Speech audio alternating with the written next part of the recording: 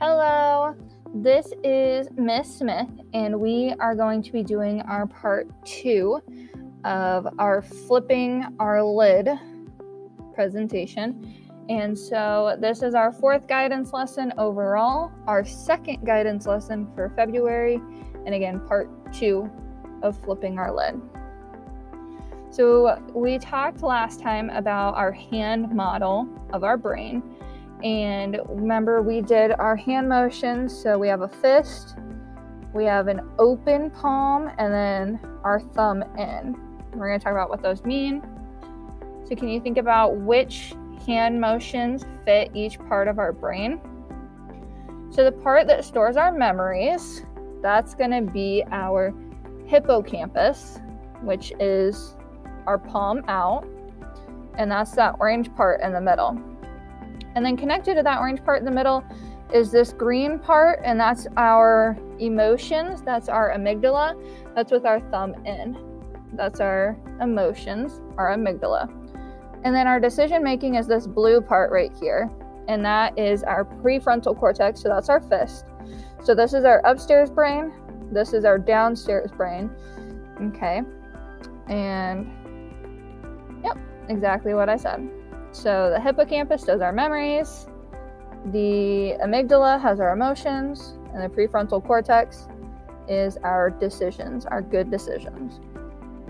So if we're thinking about good decisions, so our prefrontal cortex, our good decisions, does that go with a guard dog or does that go with your wise owl? That goes with your wise owl, because wise means you're making good decisions. So then our amygdala, our emotions, that go with your guard dog or your wise owl? That goes with your guard dog. So your guard dog keeps you safe. It has those big emotions that let you know that something's wrong and you need to do something to fix it. And then our wise owl helps us make good decisions. It lets us know what is right. Okay. So our amygdala, our guard dog, is good and helpful. Just like I said, if we're in a fire or an emergency, your amygdala is going to keep you safe. Your guard dog's going to keep you safe. It lets you know that there's something wrong. If there's a fire, you need to get out of the building. If there's an emergency, you need to get help. So that's how it's helpful. But it is not helpful if we overreact to a situation. So if we have something really small happen, like if we have a paper cut and we start crying and throwing a fit, that is when we are flipping our lid. That is when our emotions get the better of us, and it's not helpful. Okay. So what happens when we flip our lid? What happens when we're thinking with our downstairs brain instead of our upstairs brain?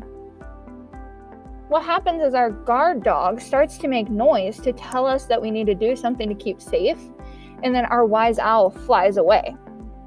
So we don't make our good decisions and our wise decisions when our guard dog is out, because it scares our wise owl away. And now our emotions are in charge, our amygdala is in charge, and you don't make those good decisions. So it's not a very good thing. Sometimes it's helpful, sometimes it's not. So remember, downstairs brain, big emotions. Upstairs brain is when your body is calm, you're doing those good decisions, you feel relaxed or happy. So when we flip our lid, our bodies want to either fight, flight, or freeze. So those are the 3 reactions that we have when we get scared and we feel like we are in a tough situation that we need to get out of. We either fight our way out, we flee, we fight, or we freeze. So let's talk about fight. Fight might be yelling, it might be hitting, or arguing, or even just giving a mean look, or it could just be tensing up your body, getting ready to fight whatever's coming.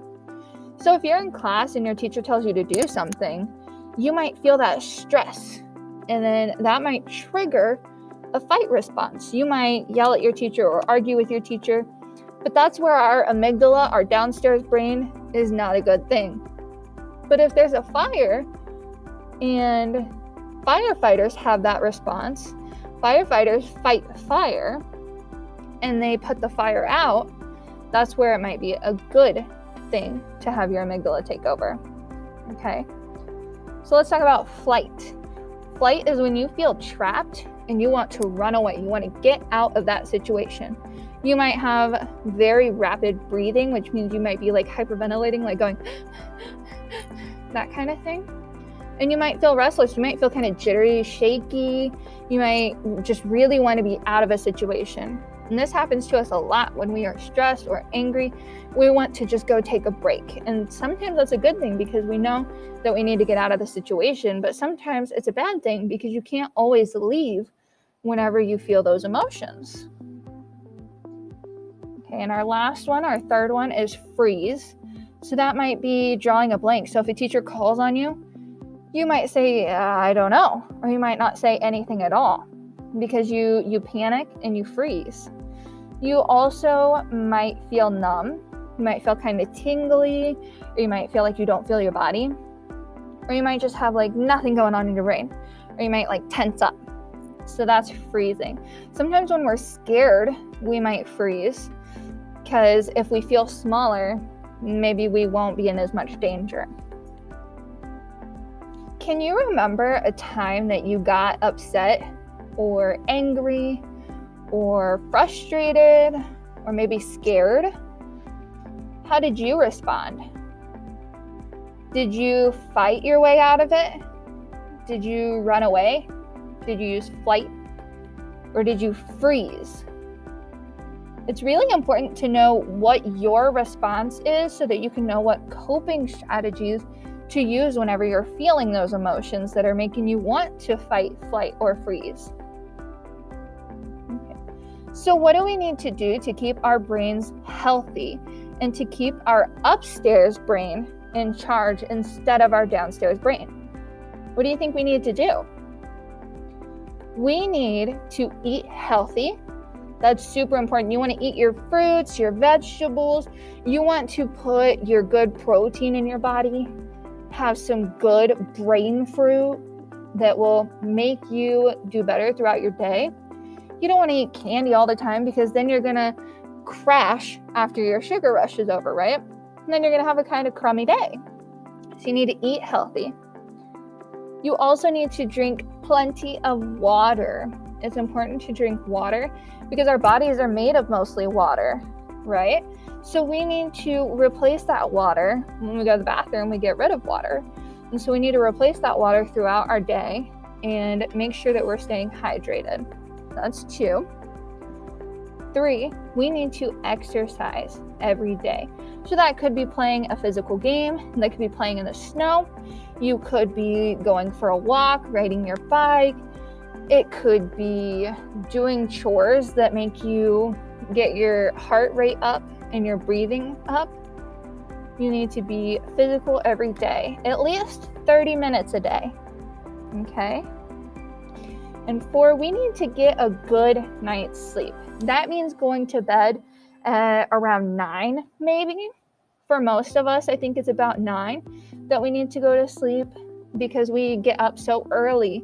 We want to make sure that we're getting 8 or 9 hours of sleep so that our body feels rested. We're not falling asleep in class. We're not falling asleep in the car. We're doing a good job when we need to be. We need a good night's sleep. And lastly, number 5, we need to know how to relax when we start to get upset. And we talked a little bit about this last time. We need to use our coping strategies to make ourselves feel better when we are having that stress response. So when our amygdala, our downstairs brain, takes over, we need to know when that happens so that we can do something to put our upstairs brain back in power and make our good decisions. So that could be something like doing deep breathing. We talked about a few deep breathing strategies last time. You could use one of those or something new, something you make up, like hedgehog breathing. Okay, you could drink water. Remember, water is important. That might help you calm down. You can count to 10, forward, backwards, by 2s, anyway. You can take a walk. Maybe if you're at home, you could take a walk with a pet, or you could take a walk with your parents, but walking and exercising will help you calm down. You can use a fidget. I know some of you have stress balls. You can make a stress ball at home. Some of you might have some other kinds of fidgets, like a marble and a little mesh, or maybe a pencil topper. Using a fidget can help you calm down and distract you. You might listen to music to calm down, listen to your favorite kind of music. You might talk to someone that makes you feel better. You can talk to me at school, or the principal, or your teachers. If you're at home, you could talk to your parents, your grandparents, your aunt or uncle, your siblings, someone who cares about you and you trust them. You can read. Sometimes it helps to distract yourself. If you want to go off into a different land, you can read and pretend that you are in that place that you're reading about. You can hug someone that you care about. Sometimes we need physical touch to feel better. So that could be holding hands with your parents, or it could be having a hug from someone you care about. It might make you relax. And you could draw, or you could write in a journal. Sometimes if we can't say the things that we're feeling, it helps to put them down on paper. And if you don't want someone to see it, you could always rip it up and throw it away. But it's good to get those feelings out.